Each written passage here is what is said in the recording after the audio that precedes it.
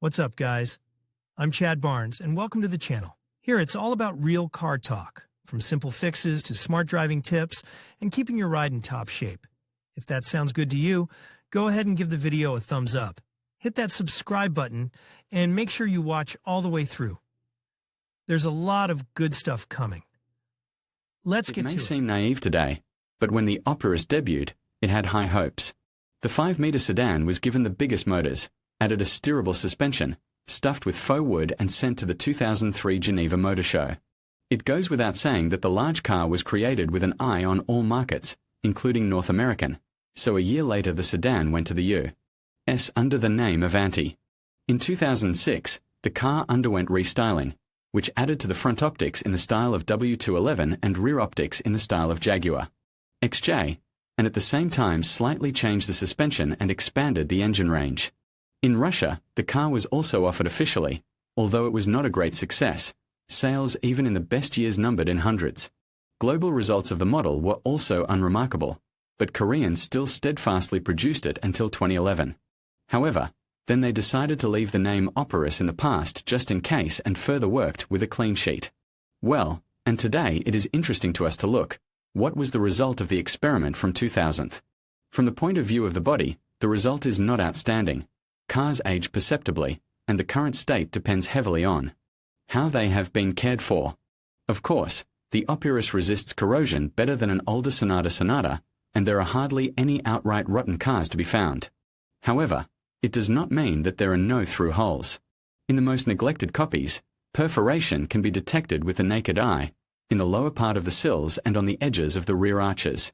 If the open areas are intact, it is worth looking under the plastic moldings that girdle the car in a circle. Under them, the probability of finding defects is many times higher. The front part of the rear arches under the plastic is surely rusty or even rotten. However, the upper and rear part of the rear arches are also in the risk zone, and through corrosion is also quite probable here. The rear fenders in the area of junction with the bumper continue the rust belt. The front fenders under the moldings are also badly rusted, especially since dirt from under the front wheels flies here.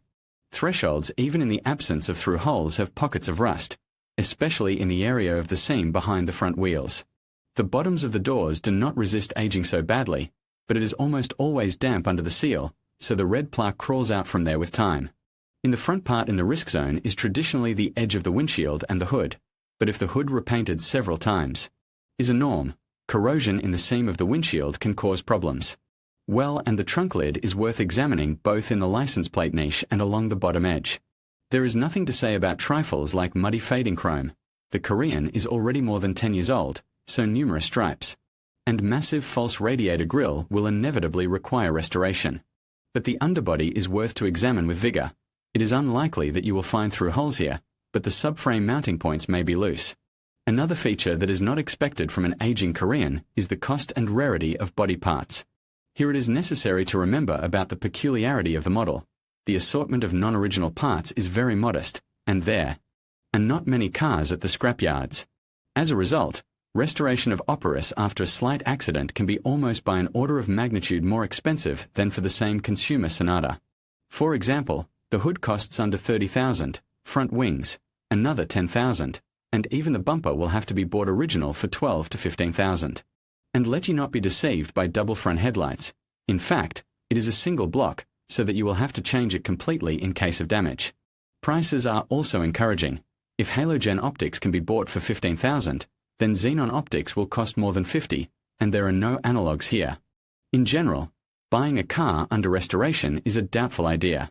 The Opirus has a stretched Y4-Y5 platform from the Hyundai Grandeur and, of course, independent suspension, double wishbone up front, and multi-link at the rear. When buying parts from the scrap, it is worth considering that the rear suspension was revised in the restyling of 2006, so the subframe and arms are not interchangeable. In general, the suspension, despite the conditionally expensive design, is not too expensive in maintenance. All iron costs ridiculous money by European standards.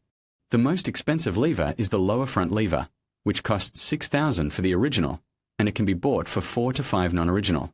The upper front lever assembly, as well as almost all rear, can be bought for $3,500 to $4,000 in the original version, and in the non-original for $2,000 to $3,000. In addition, for almost all silent blocks there are standard options for replacement of 300 to 600 rubles and even cheaper analogs. In general, if you want to rearrange the suspension can be qualitatively and inexpensively. The only complication, adjustable shock absorbers, which are adjusted from sport mode to comfortable. New ones cost about 25,000 per unit, but usually they are predictably replaced by ordinary Mando or KYB, which can be bought for 4 to 5,000.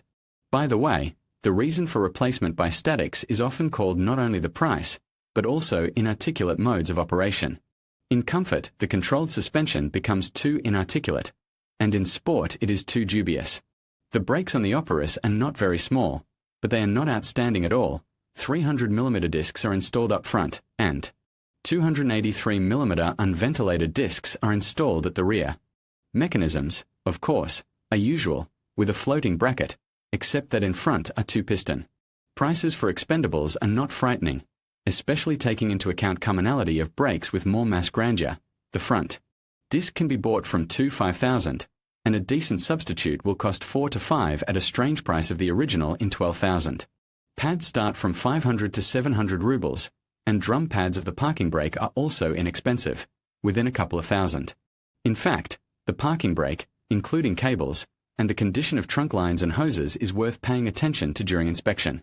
Otherwise, the simplicity and cheapness of components eliminate questions about difficulties. The gearboxes will please with pleasant news. Firstly, there was expectedly no mechanics here, and secondly, with two variants of automatics will be a choice between good and not bad. Until 2009, all motors were equipped with 5-speed automatic transmission of Korean origin with index A5 HF1, and since 2009 it was replaced by 6-speed A6 LF1. The first one is familiar to us on Sonata NF, and also indirectly on Santa Fe and other models of the concern. This gearbox is very reliable, but on Opirus it has two aggravating circumstances: powerful motors, with which it works, and, as a consequence, the love of many owners for fast driving. In principle, if to change oil once in 40 to 50,000 kilometers, the box can pass 180 to 200,000 even under an active driver, but neglect to itself will endure not long. But in the company of a calm driver, not forgetting to change oil and filters, the automatic is quite capable of working for years, past 250 to 300 and even more thousand kilometers. 6-stage box A6 LF1 is popular here, as it is put, for example, on Kia Sportage of the 3rd generation. It is also quite good, but more sensitive to the purity and temperature of oil, and the resource before the first repair is usually about 200,000 kilometers. In other words, all the maximum service life for both automatic transmissions has long passed, so it is worth asking about the date and cost of the last repair, as well as do not skimp on diagnostics. Kia Opirus 2003-11.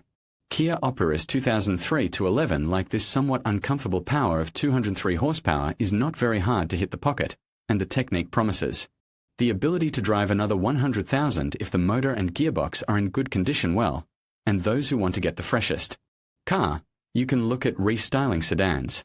True, in addition to the ambiguous motor, we'll have to put up with the transport tax for 266 horsepower. But there are occasional examples with surprisingly low mileage, like this if Autoteca confirms the indicator on the odometer, as well as the absence of serious accidents and restrictions. Then, subject to a full inspection, such Opirus can be considered as a car for the next few years. And if the Korean premium will be to your liking, the Equus is not far away. In conclusion, the Kia Opirus offers a unique blend of luxury and affordability that sets it apart from more mainstream options. For 500,000 rubles, you're not just purchasing a vehicle, you're investing in a distinctive driving experience that combines comfort with a touch of exclusivity. While it may not be the most conventional choice, its features and design can certainly appeal to those looking for something different in the crowded automotive market. Ultimately, if you value individuality and are willing to embrace a less common model, the Kia Opirus could be a worthwhile addition to your garage.